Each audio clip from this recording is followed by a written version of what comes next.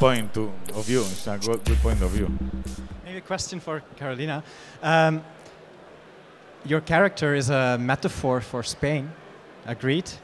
Yeah. So I think that must be more difficult than play a nurse or a scientist. I mean, how do you approach a character that represents a country? Of course, the character was really complicated because it's in the middle of two men and also all the physical work. So it was a pleasure to have this character written for Alex.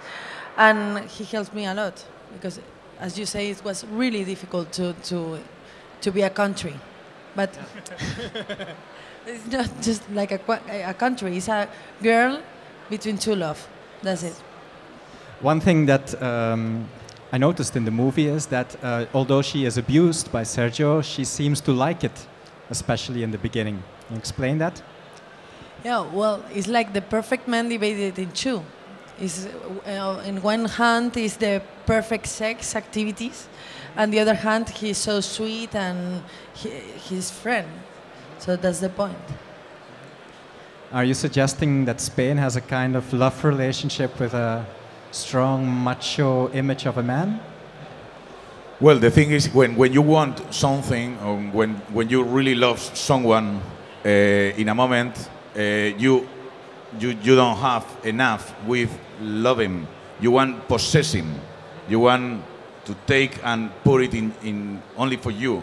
You know, it's such a kind of illness. You know, in the real love is some kind of disease. So I think, you know, the characters doesn't want to share something. They want to have, you know, the girl, his desire in front of him, you know, always. So in one, you know, the meaning in a real fact is if you want something, at the end you destroy the object of desire. Destroy the thing you love. Yeah, if you really love someone, maybe you kill him at the end. Anybody in the audience who would like to ask a question at this moment? Il y a quelqu'un dans le public avec une question?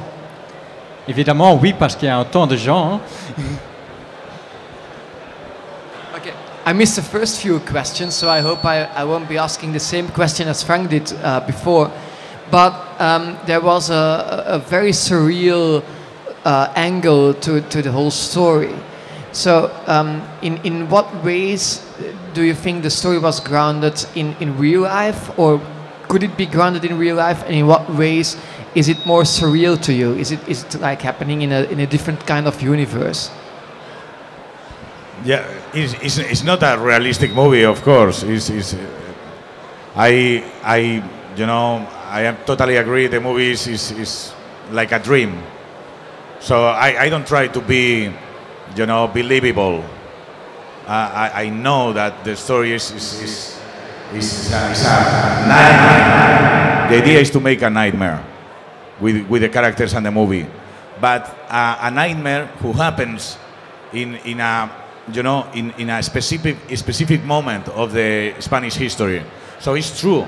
All the things who happen in the movie are true. You know, El Lute, you know, the character of the Lute is surrealistic as well, and happened in these years. I remember to watch TV and to know that, you know, the police try to to take a guy who only, you know, steal a chicken, and they, you know, they want to kill him and put it on the jail, you know, for 3,000 years. I remember that like a real thing.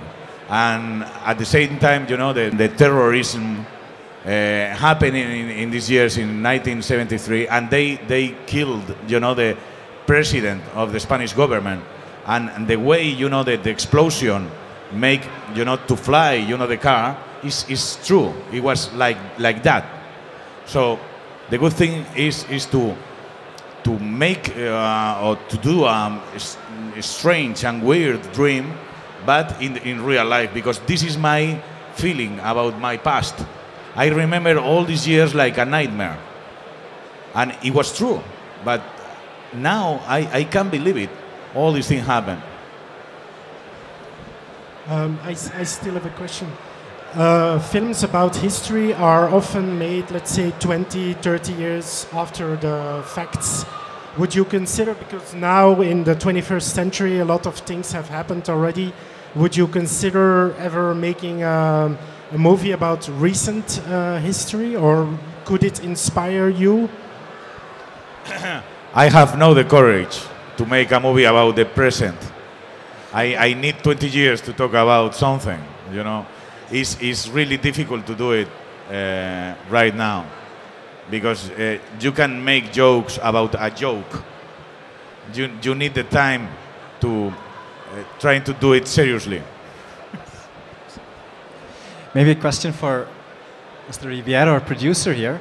Alex just told us about the scene where the president is blown up in the car and the car has to land on the roof of a building instead of on a street. Isn't it sometimes difficult to rein in your director so that it doesn't burn up the entire budget with his ideas? I don't think that it's a problem with budget, that kind of stuff. It's really a problem of being realistic, because it was the story needed that.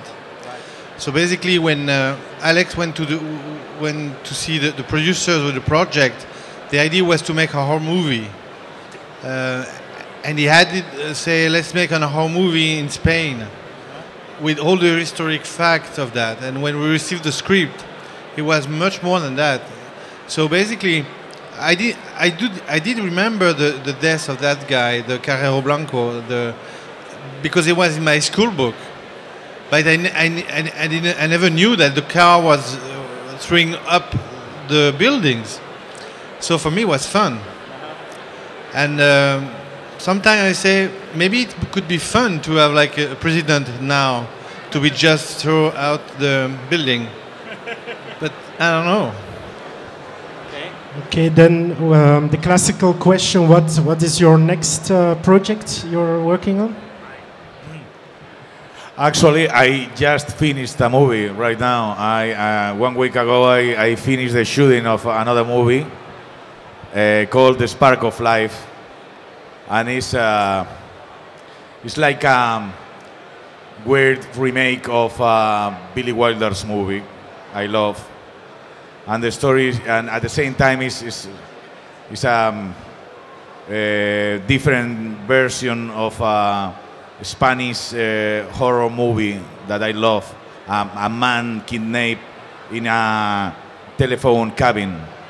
Well, this story is something between these movies.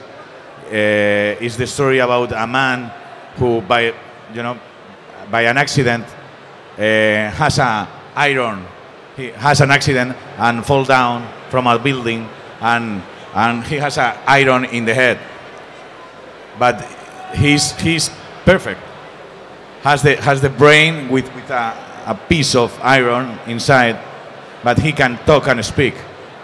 And all the TV of all the TV companies of the world trying to have an interview with him. And suddenly he says, "Okay, I try to have a manager, an agent, trying to manage all the stuff, and he's dying. At the same time, he tried to make money with that." Okay. Maybe a question about an older movie of yours.